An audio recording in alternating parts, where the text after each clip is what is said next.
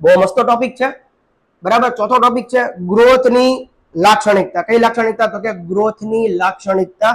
આ જે ગ્રોથની લાક્ષણિકતા છે ને બોસ, એને બહુ ડીપલી સમજાવેલું છે, અલગ અલગ પાર્ટ પાડીને સમજાવેલું છે, એટલે જોજો, બરાબર. જોઈએ, પેને લીલી હારા મારી લાલ કલરની, હા લાલ કલર વધારે ગમે એટલે. Okay, circulatory system, respiratory system, પછી છે યુરિનરી સિસ્ટમ, એની પછી છે ડાયજેસ્ટિવ સિસ્ટમ. આ ચારે ચાર જે સિસ્ટમ જે છે એ આમાં આપણે ભણવાની છે. અને 5મા નંબરે nervous system. Circulatory, respiratory, urinary, digestive અને નર્વસ, આ પાંચે પાંચ જે છે આપણે સિસ્ટમ હવે ભણશું. પહેલી સર્ક્યુલેટરી સિસ્ટમ, હવે સમજો, બરાબર છે. આમાં ત્રણ વસ્તુ જે છે એ આમાં ઇન્ક્લુડ છે: heart rate, blood pressure, haemoglobin. હવે સૌથી પહેલા આપણે પ્રહાર કરીએ હાર્ટ રેટ ને સમજવાના છે, બરાબર છે. Okay, heart rate. જેમ ઉંમર વધે તેમ ધીમે ધીમે હાર્ટ રેટ શું થાય? ઘટે. જોઈએ આગળ આપણે. આ લાઈનનો એક બીજો મિનિંગ પણ નીકળે કે જેમ ઉંમર નાની હોય ને એમ તમારું જે હાર્ટ રેટ છે ને એ વધેલા હોય, સોરી, હાર્ટ રેટ વધેલા હોય, અને જેમ ઉંમર વધે એમ હાર્ટ રેટ તમારા ધીરે ધીરે ધીરે ધીરે ડાઉન થશે. હવે આપણે જોઈએ આગળ કે એમાં શું કહેવા માંગે છે કવિ, બરાબર. તો કે જન્મથી 3 મહિના સુધી 100 થી 160 બીટ્સ પર મિનિટ. કેટલા? 100 થી 160. આમાંથી બહુ નાની નાની વસ્તુ પૂછાય છે. 3 મહિનાથી 2 વર્ષ 80 થી 150 બીટ્સ પર મિનિટ જોવા મળે. 2 વર્ષથી 10 વર્ષમાં 70 થી 110 બીટ્સ પર મિનિટ જોવા મળે. 70 થી 110.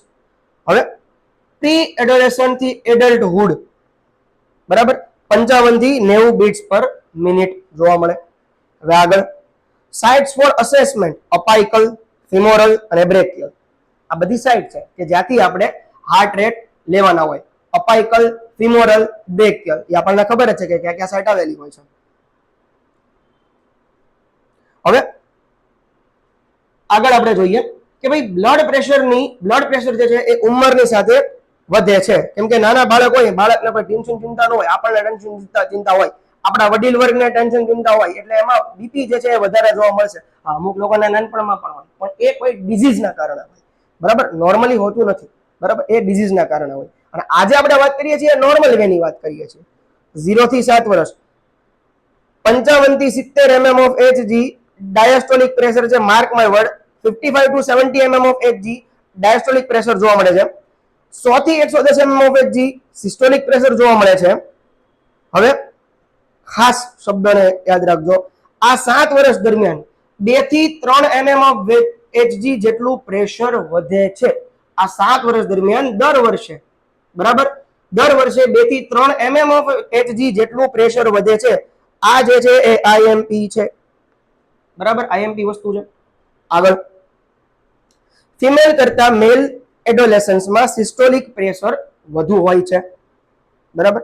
હવે કફની સાઇઝ જોવાની છે કે ભાઈ નાના બાળકોને જ્યારે બીપી માપવામાં આવે તો એની કફની સાઇઝ કેટલી હોય. તો હવે આપણે જોઈએ. બાળકના હાથની પહોળાઈના 45 થી 70% જેટલી જોવા મળે છે.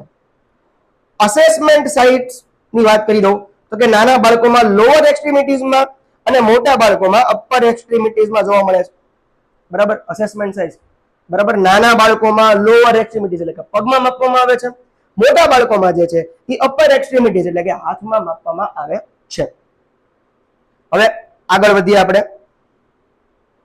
હિમોગ્લોબિન, મારું કે તમારું નહીં, બાળકનું જન્મ સમયે કેટલું હોય એ આપણે હવે જોશું.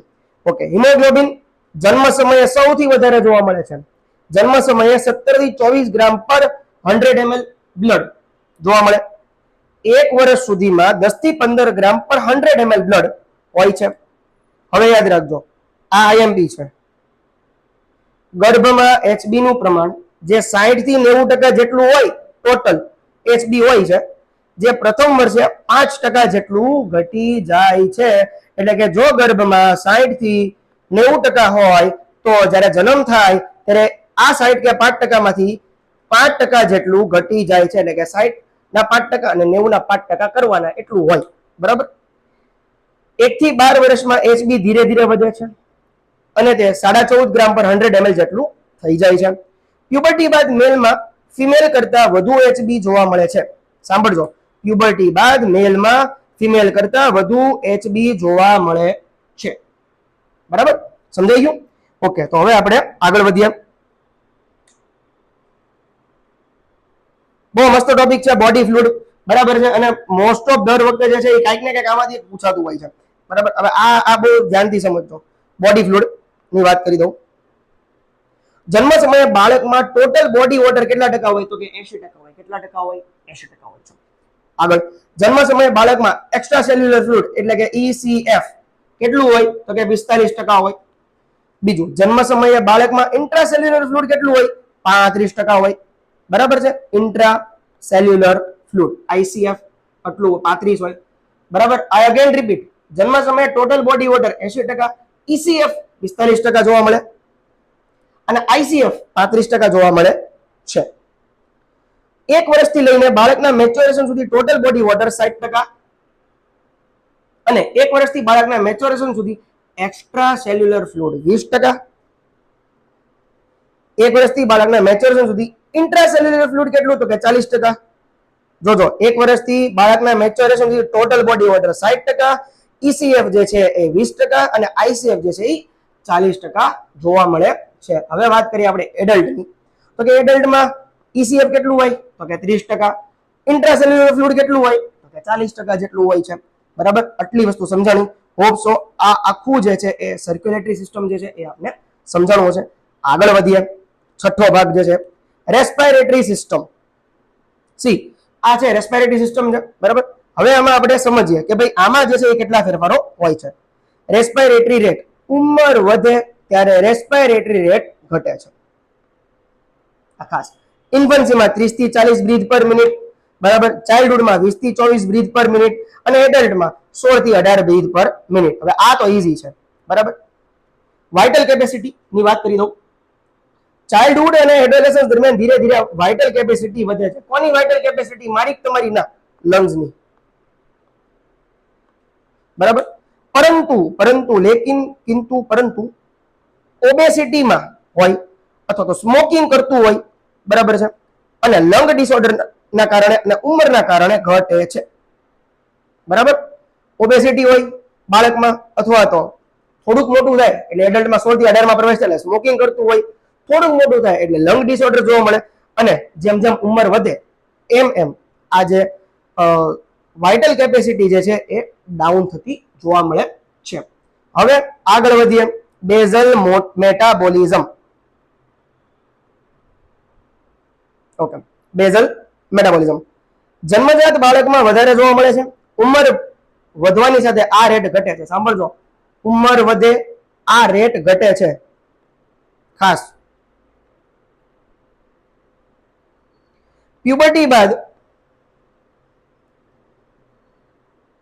આ સમયમાં ફિમેલ કરતા પ્યુબર્ટી બાદના સમયમાં ફિમેલ કરતા મેલમાં જે છે એ વધુ પડતું જોવા મળે છે. બરાબર છે, આ એક વસ્તુ ખાસ યાદ રાખજો.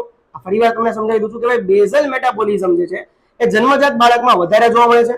ઉંમર વધવાની સાથે આ રેટ ઘટે છે અને પ્યુબર્ટી બાદના સમયમાં જે છે એ ફિમેલ કરતા મેલમાં આ રેટ વધુ જોવા મળે છે. આશા રાખું છું કે ભાઈ આ પણ ટોપિક તમને સમજાઈ ગયો હશે. હવે આપણે સાતમાની વાત કરીએ. ભાઈ તો સાતમું કયું છે? જો, યુરિનરી સિસ્ટમ છે. બરાબર છે, સાવ ઈઝી સિસ્ટમ છે.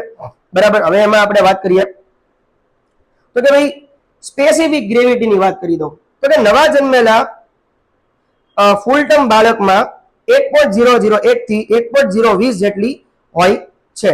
અન્ય ઉંમરના ગ્રુપમાં 1.002 થી 1.030 જેટલી જોવા મળે છે. સી, નવા જન્મેલા ફૂલ ટર્મ બાળકમાં 1.001 થી 1.020 જેટલી હોય છે. એક વસ્તુ ખાસ કીધું છું, આ જે પહેલું છે ને, બરાબર છે, ઈ એમ્સમાં, નોરસેટમાં, જીપમેરમાં, નર્સિંગ સ્ટાફની એક્ઝામમાં, બરાબર છે, એ પૂછાઈ ગયેલો ક્વેશ્ચન છે. એટલે મહેરબાની કરીને આ વસ્તુ જે છે એ અંડર એસ્ટિમેટ ન કરતા બોસ. બરાબર છે. હવે વાત કરીએ આપણે ગ્લોમેરુલર ફિલ્ટ્રેશનની વાત કરીએ. આપણે ગ્લોમેરુલર ફિલ્ટ્રેશનની વાત કરીએ. ગ્લોમેરુલર ફિલ્ટ્રેશન રેટ જન્મના પ્રથમ 6 મહિનામાં જે છે એ વધે છે બરાબર છે. 20 વર્ષ બાદ ધીરે ધીરે ઘટાડો જોવા મળે છે. આટલી વસ્તુ સમજાવવાની છે. હવે આગળ વધીએ. સી યુરિન પાસ, નવા જન્મેલા બાળકનું યુરિન જે છે એ 24 કલાકમાં પાસ થવું જોઈએ. આ એક મેઇન ટોપિક હતો. બરાબર છે. આશા છે કે યુરિનરી સિસ્ટમ પણ જે છે એ આપણને બહુ ઈઝી વેમાં સમજાણી હશે. જો ના સમજાય હું પીડીએફ પણ મોકલવાનો છું, કોમેન્ટમાં નાખજો, હું સમજાવીશ. આગળ વાત કરીએ. ડાયજેસ્ટિવ સિસ્ટમ, બરાબર છે. બાળકની નવા જન્મેલા બાળકની ડાયજેસ્ટિવ સિસ્ટમની વાત થાય છે અહીંયા. હવે એ આપણે કરીએ. સી સ્ટમકની સાઈઝ જન્મ સમયે નાની જોવા મળે, ખબર જ છે મને તમને બને કે બાળક નાનું હોય એટલે એની સ્ટમકની સાઈઝ નાની જ હોય, એમાં કોઈ નવીન નથી. ઇન્ફન્સી અને ચાઇલ્ડહુડમાં ધીરે ધીરે વધે છે.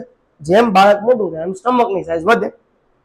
હવે વાત કરીએ આપણે પેરિસ્ટાલ્ટિક અથવા પેરિસ્ટાલ્સિસ મુવમેન્ટ, એટલે કે ચયાપચયની ક્રિયા ઉંમરની સાથે ઘટે છે. એટલા માટે તો આપણે ઓમેજ લેવી પડે. સાહેબ એસિડિટી વધી ગઈ છે, અપચો રહે છે, બહારનું ખવાઈ ગયું છે, મોમોસ ખવાઈ ગયા છે, પાણીપુરી ખવાઈ ગઈ છે, બરાબર છે, તો વધે જ ને ભાઈ. કેમ કે ઉંમરની સાથે જેમ જેમ ઘણા બધા સ્ટમકમાં લીવરમાં ચેન્જીસ જોવા મળે, એની સાથે પેરિસ્ટાલ્સિસ મુવમેન્ટ પણ ડાઉન થાય છે. માટે આપણે જે છે ઘણીવાર ઓમેપ્રાઝોલ છે એન્ટાએસિડ લેતા હોઈએ છીએ કે એનાથી પચી શકે. બરાબર. હવે જોઈએ બોડી ગ્લુકોઝ લેવલ. પ્રીટર્મ બેબીમાં ઓછું હોય, કોના કરતા? તો કે ટર્મની કરતા. ધીરે ધીરે વધે. ઇન્ફન્ટમાં કેટલું હોય? તો કે 75 થી 80 mg પર 100 ml. સાંભળજો, ml. બરાબર. ઘણીવાર એમસીક્યુ માં ml ની જગ્યાએ બીજું પણ આપેલું હોય તો મૂંઝાવાનું નહીં, ml જ લખવાનું. બરાબર. શ્રદ્ધા રાખીને ml લખી નાખવાનું. એડોલેસન્સ 95 થી 100 mg પર ml પર 100 ml. લખતા ભૂલાઈ ગયું છો ભાઈ. હા, 100 ml. હવે આગળ આપણે વધીએ. એન્ઝાઇમ્સ ની વાત કરું. ઓપ્શો બતાતું હશે. એન્ઝાઇમ્સ જન્મ સમયે પ્રોટીન, ફેટ, શુગર ને ડાયજેસ્ટ થઈ શકે એટલા પ્રમાણમાં બાળકમાં એન્ઝાઇમ્સ પૂરતા પ્રમાણમાં હોય છે. બરાબર.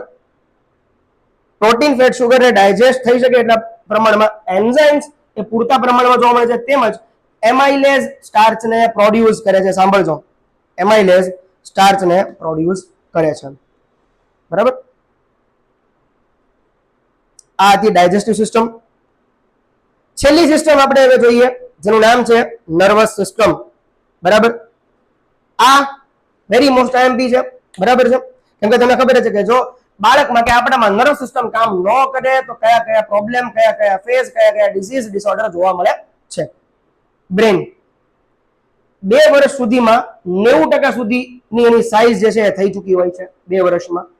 બરાબર. બ્રેન સેલ 1 વર્ષ સુધીમાં બધા જ બ્રેન સેલ બની જાય. સાંભળજો, 1 વર્ષ સુધીમાં બધા જ બ્રેન સેલ બની ગયા હોય છે, કે જેટલા બાળકને કે જેટલા આપણને જોતા હોય. તેની સાઈઝ અને જટિલતા ઉંમરની સાથે વધે છે. એટલે તો આપણે વિચારી શકીએ છીએ તેની સાઈઝ જે છે એ વધે છે. બ્રેન સેલ કેટલા વર્ષે બની જાય? તો કે 1 વર્ષ સુધીમાં બની જાય. બરાબર છે. એની સાઈઝ અને જટિલતા તેની ઉંમરની સાથે વધે છે. બરાબર છે. આટલી વસ્તુ ખાસ ધ્યાન રાખજો. બ્રેન સ્ટેમ અને સ્પાઇનલ કોર્ડનું મેચ્યોરેશન જે છે એ સેફેલોકાઉડલ અને પ્રોક્સિમોડિસ્ટલના સિદ્ધાંત મુજબ ડેવલપ થાય છે. સી ફરીવાર, બ્રેન સ્ટેમ અને સ્પાઇનલ કોર્ડનું મેચ્યોરેશન સિફેલોકોડલ અને પ્રોક્સિમોડિસ્ટલના સિદ્ધાંતના મુજબ ડેવલપ થાય છે. એટલે કે સિફેલોકોડલ એટલે હેડ ટુ ટો અને પ્રોક્સિમોડિસ્ટલ એટલે કે સેન્ટર ટુ આઉટરના એરિયામાં વિકાસ થાય છે. બ્રેનમાં પણ એ જ રીતનું હોય છે. બ્રેન સ્ટેમ અને સ્પાઇનલ કોર્ડમાં પણ એ રીતનું જ મેચ્યોરેશન જોવા મળે છે. આ હતી 5 સિસ્ટમ આધારિત. બરાબર છે. હવે આગળના ફેઝ તરફ વધીએ.